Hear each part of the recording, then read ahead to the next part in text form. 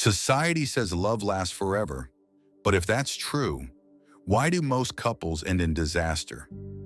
Two people start as fire, they end as silence, sometimes even hatred.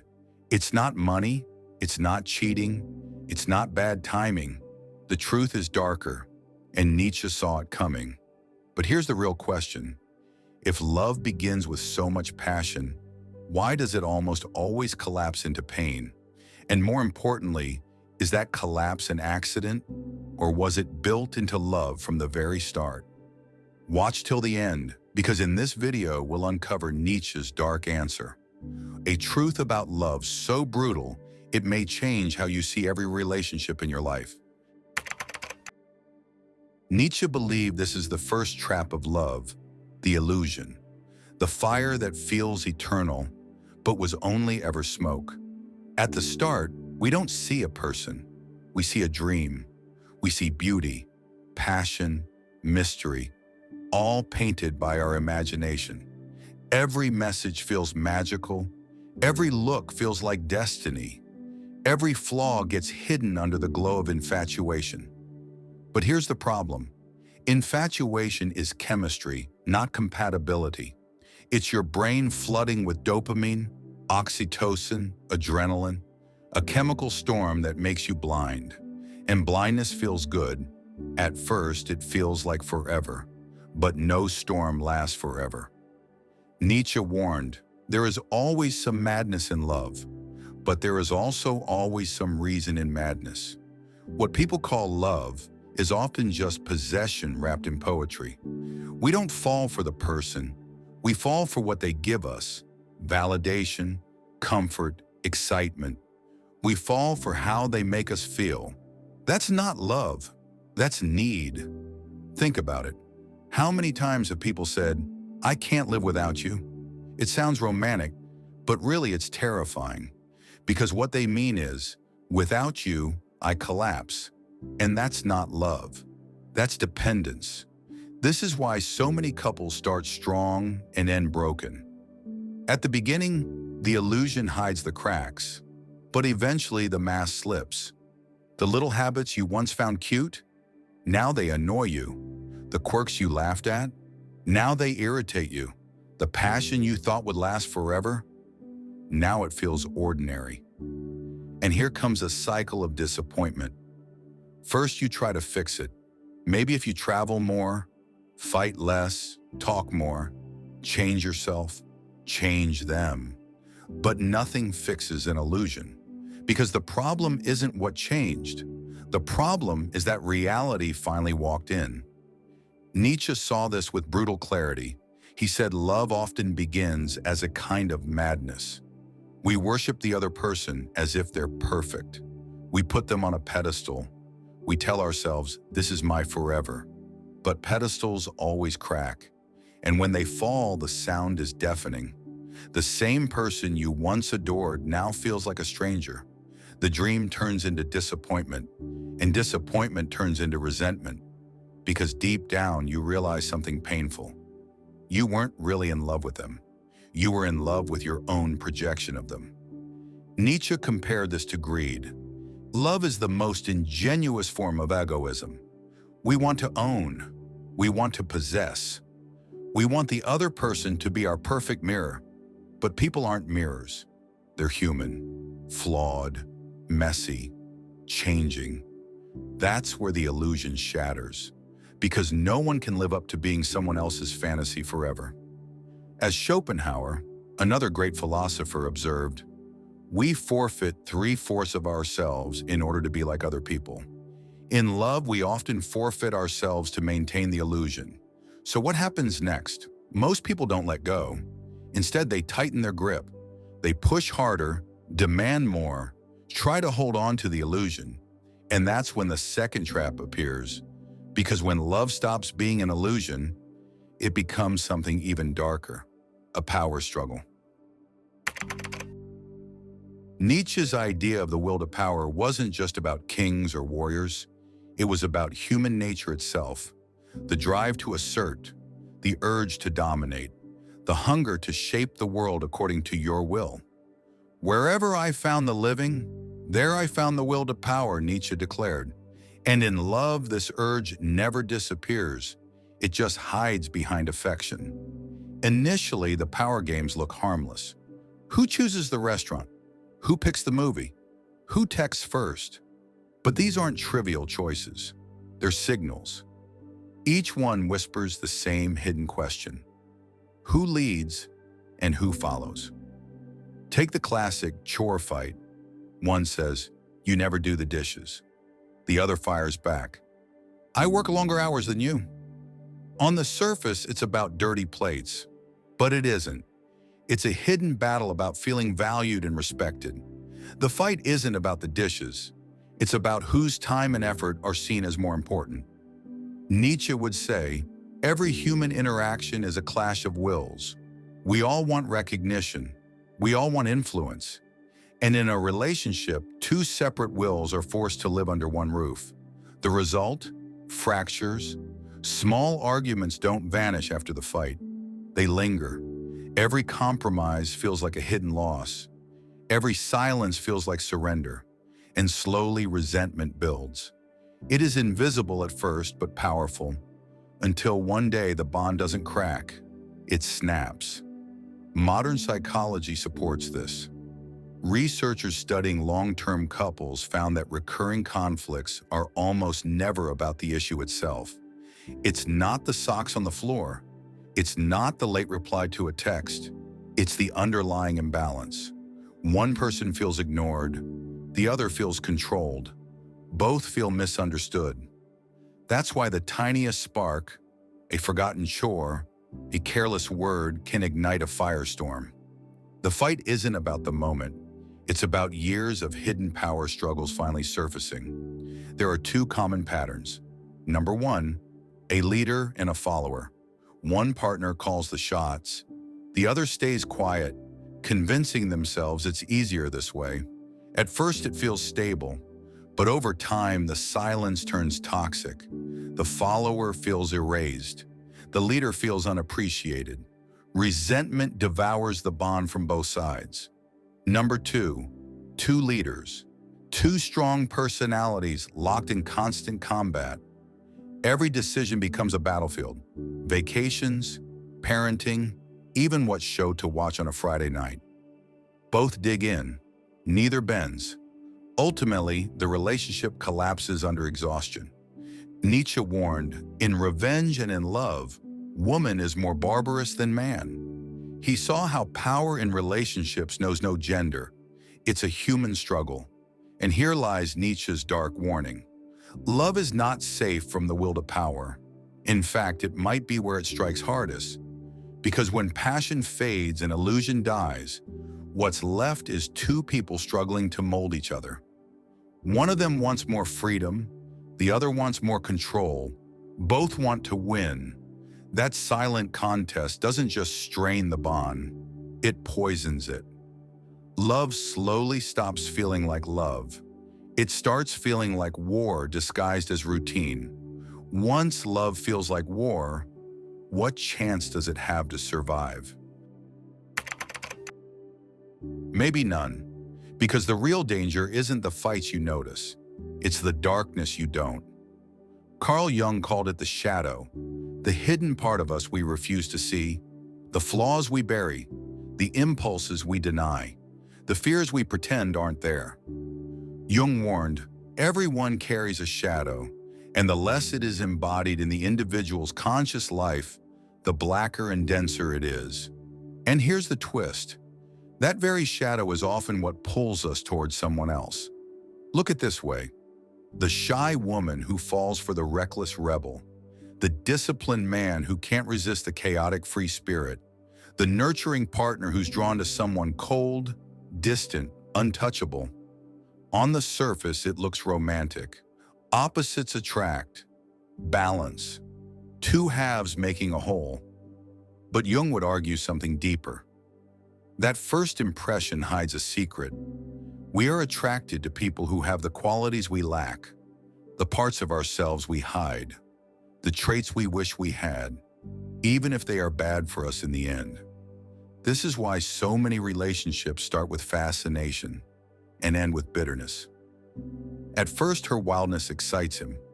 Later, it exhausts him. At first, his stability comforts her. Later, it suffocates her. What we admired in the beginning becomes the very thing we resent in the end. Because it wasn't love for them. It was a confrontation with ourselves, a mirror we didn't know we were looking into. Nietzsche would agree.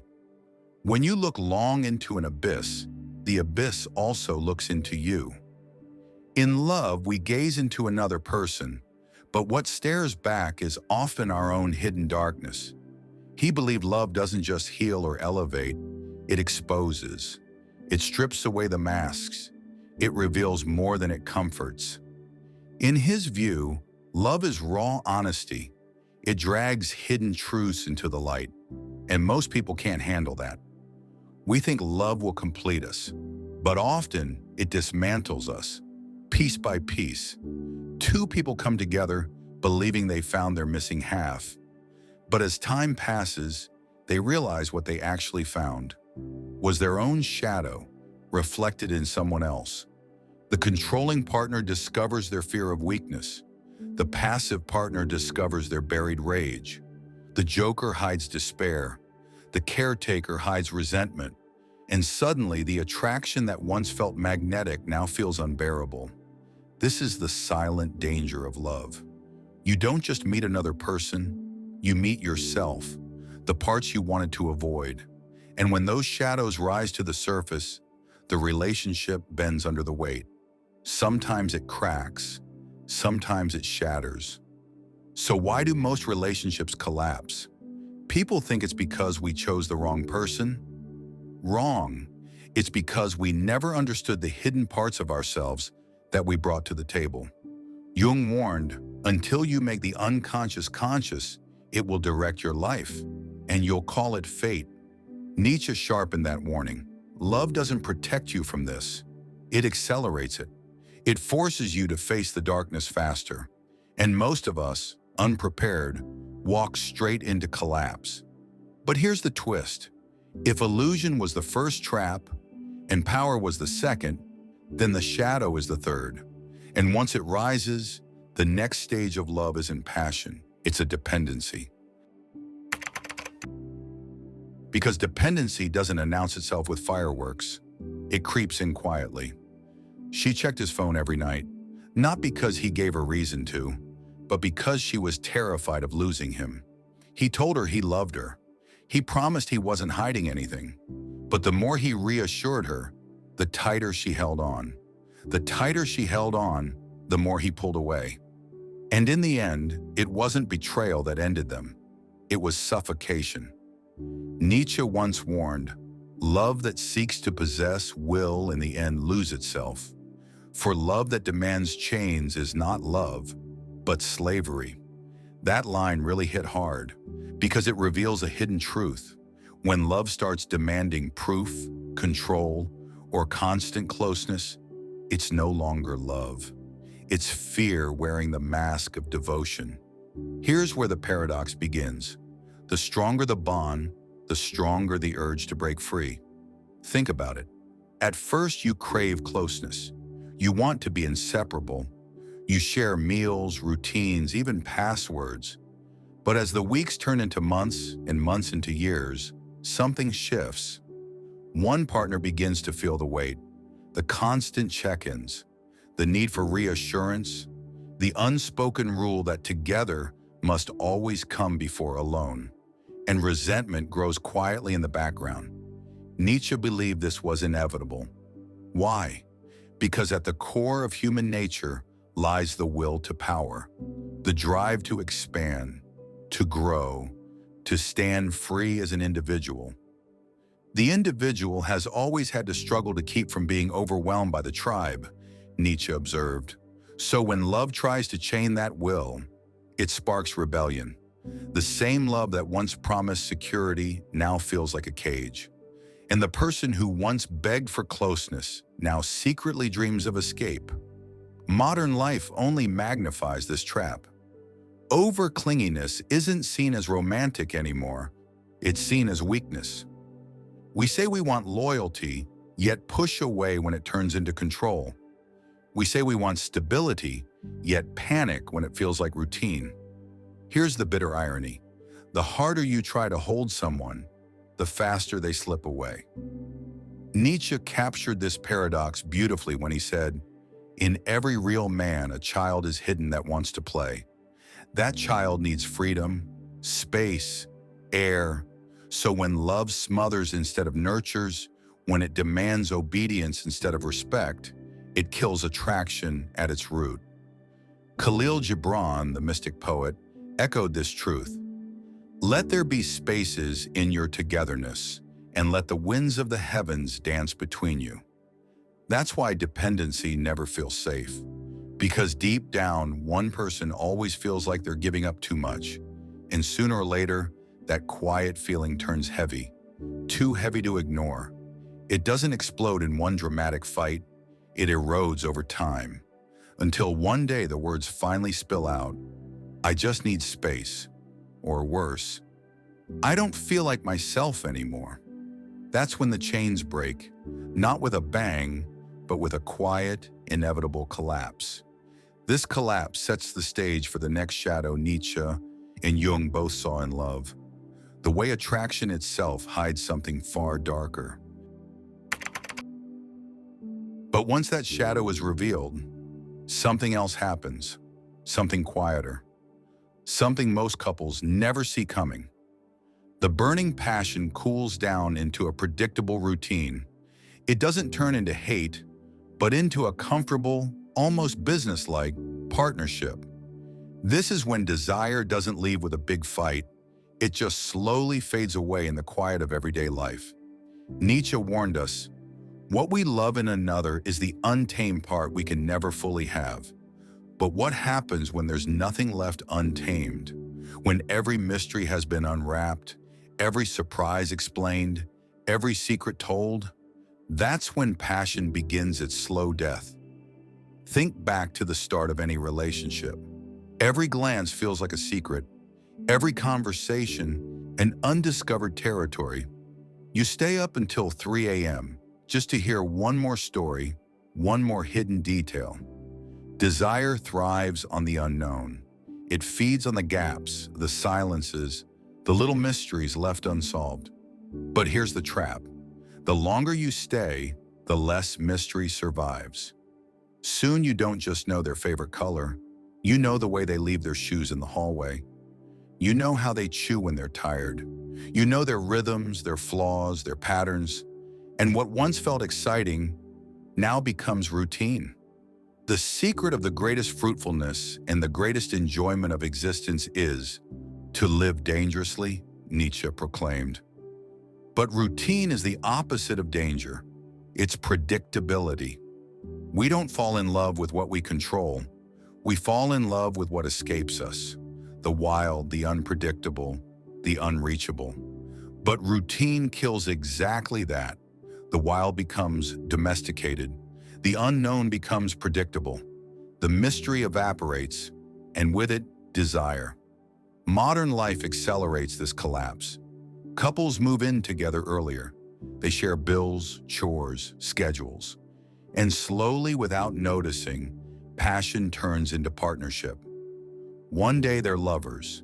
The next they're roommates, sharing a space, sharing responsibilities, but not sharing the spark that once lit the room. It's not that they stop caring. It's that comfort suffocates the flame. Esther Perel, the modern relationship therapist, captures this perfectly. Fire needs air. Desire needs space.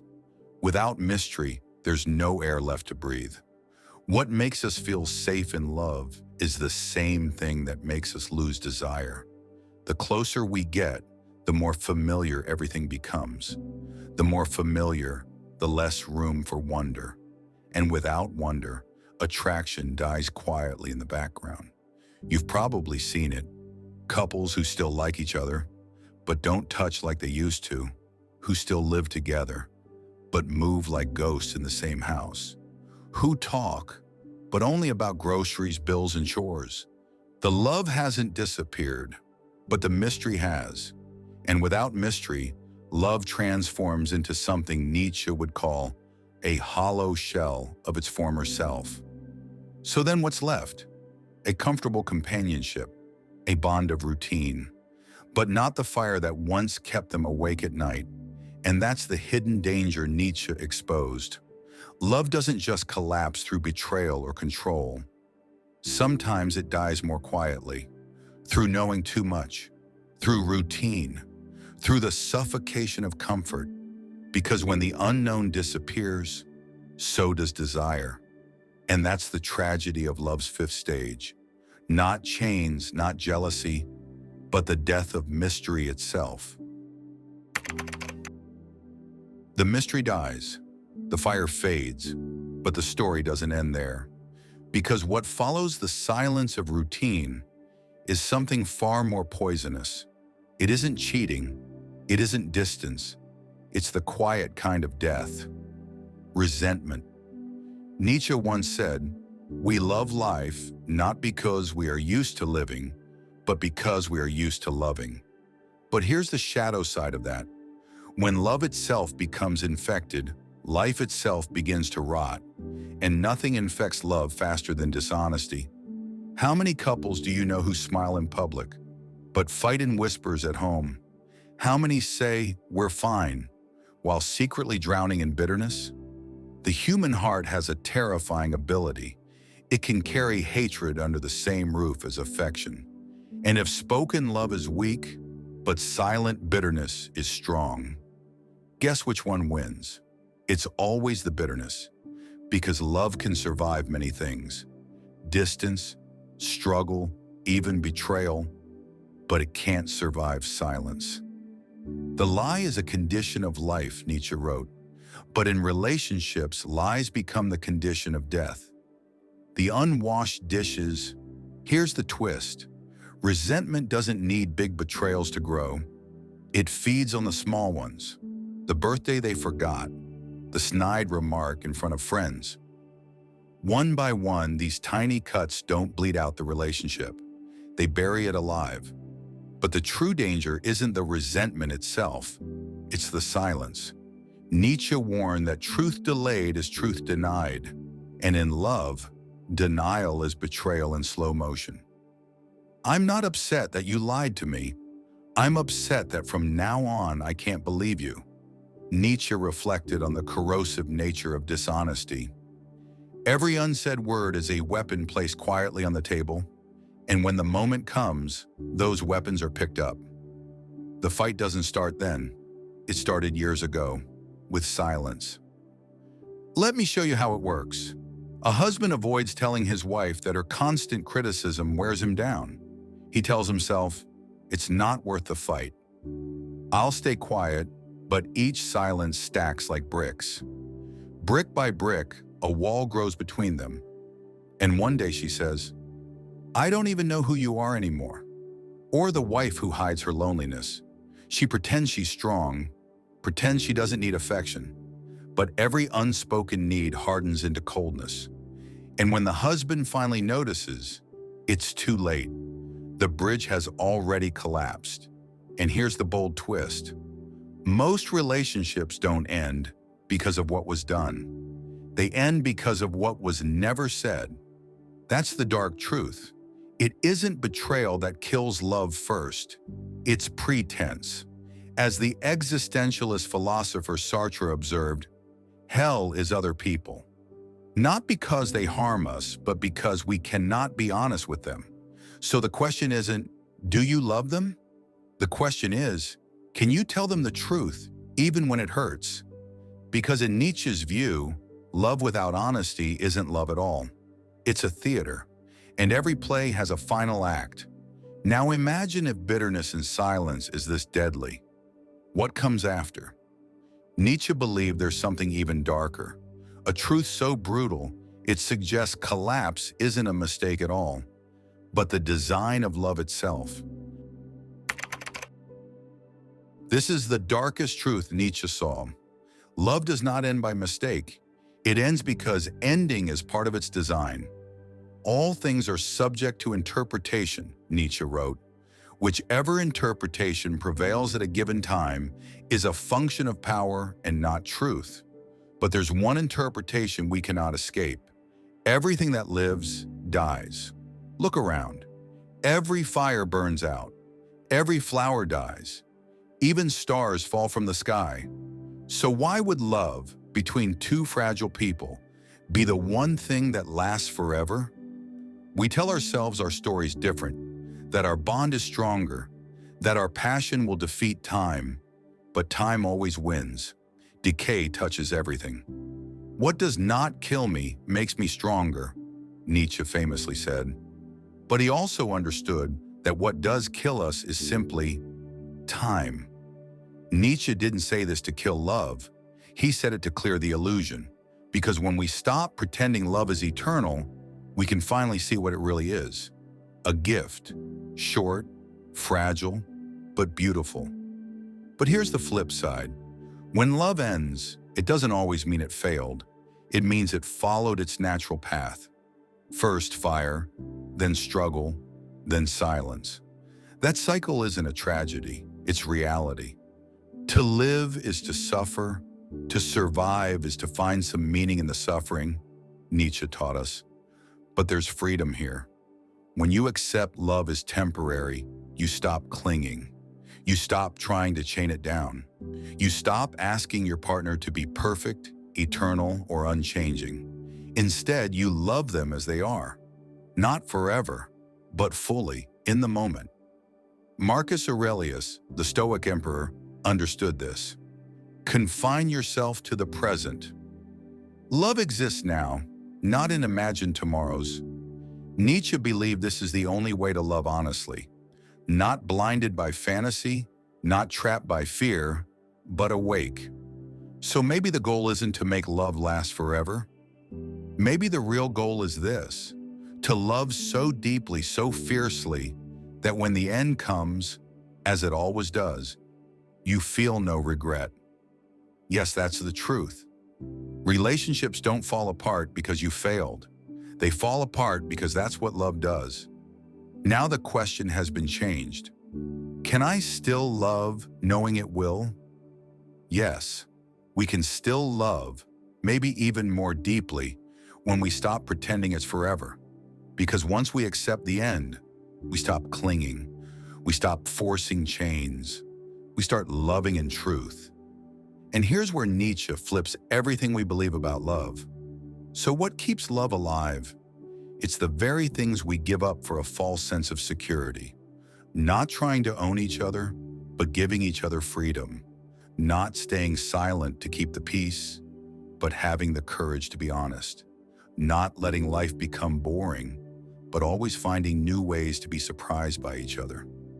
The real base of love is not a perfect fairy tale, but a strong and lasting friendship.